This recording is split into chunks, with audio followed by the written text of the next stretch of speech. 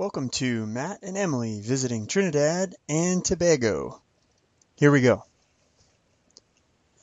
This is the T&T Spirit, so this is the ship that took us across from Trinidad to Tobago. We decided to take the ferry because we thought it'd be cool. Here we are in the cabin of the ferry, ready for the enjoyable ride, about to be horribly, horribly motion sick. Everyone in the cabin had their barf bags at the ready. It was not a pretty scene. But we did eventually make it to Scarborough, which is the biggest city in Tobago, and you'll see the circled area. That's where we stayed. Adventure Farm.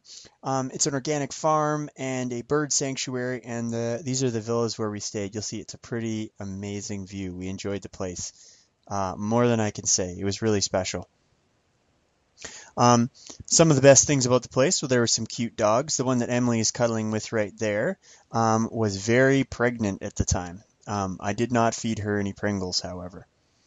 This is a little visitor outside of the villa we were staying in at Adventure Farm. So tons of great walking there, a couple of trails, just amazing grounds. The dogs came for lots of walks with us out exploring the property. Pretty special. Emily, of course, had her binoculars at the ready because there were tons and tons of birds on the property.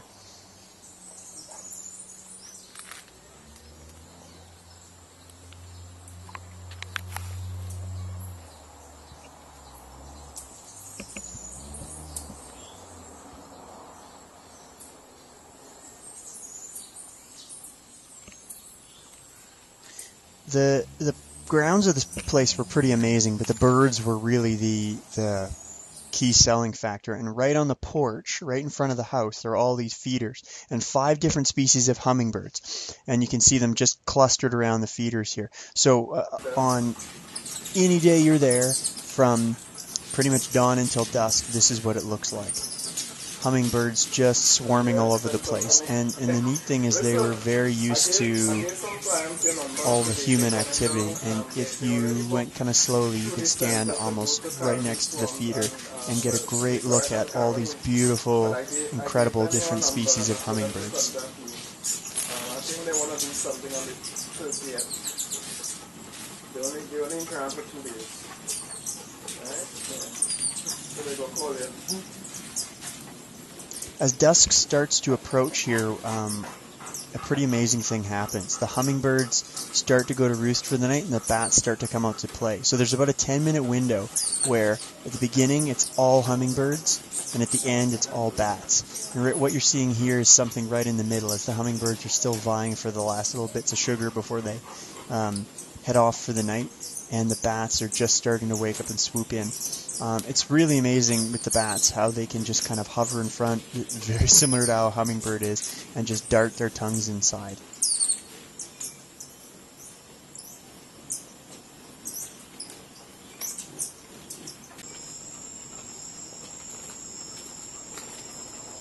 Hi, honey. Hi. There's bats everywhere. I know, it's amazing. So there was a certain point at which we decided we're willing to get pooped on by bats in order to get some pretty amazing footage of them coming into the feeder.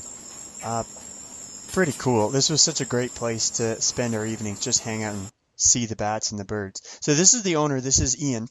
He would actually take fruit from the farm, put it on the little trees here, and then ring a ship's bell. And all these birds would take that as their Pavlovian signal to come in and just start feasting. This is a motmot here. Just a super iconic bird with the really special tail feathers. And all these different species of birds would fly in and start eating the banana and the orange and all the other fruits and seeds that they put out for them. So just an amazing place to see it. And the birds weren't the only ones eating the fruit. This is a papaya tree. Every morning I would take a little trip around and bring in some fruit for breakfast. So anything on the property you were encouraged to eat. The owners made us some fresh squeezed orange juice, and I picked this a papaya and orange and grapefruit. There was also, we were just a 10-minute walk away from this little beach. There's me, so proof that I was on the trip after all.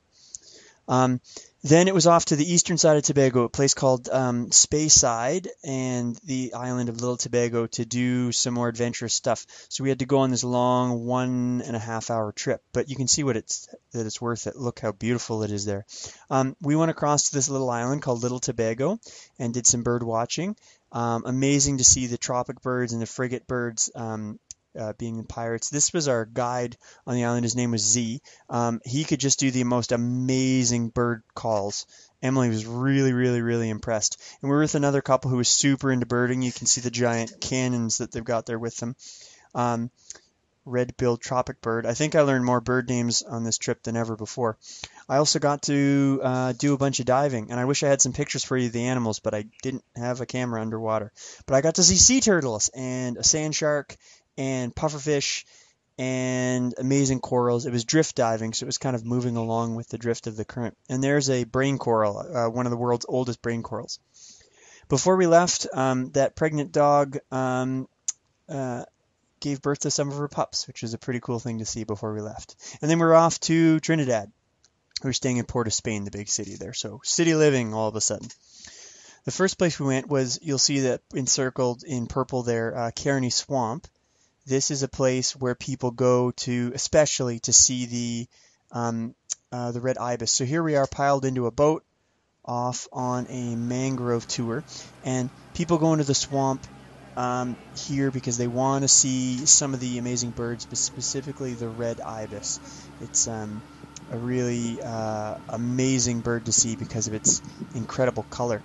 And we don't have any really close-up pictures. We had binoculars, so we had great looks at them, but the camera didn't have a good enough zoom, so you get to see some pictures from the internet. But here's some video of us there. All these birds are out on the coast feeding during the day, and then at night they come into roost on this little island in the swamp, and it's just packed with red birds. So the herons are there, the scarlet ibis are up in the bushes. It looks like a Christmas tree from all the red. And then we're off to this place called Asa Wright Nature Center.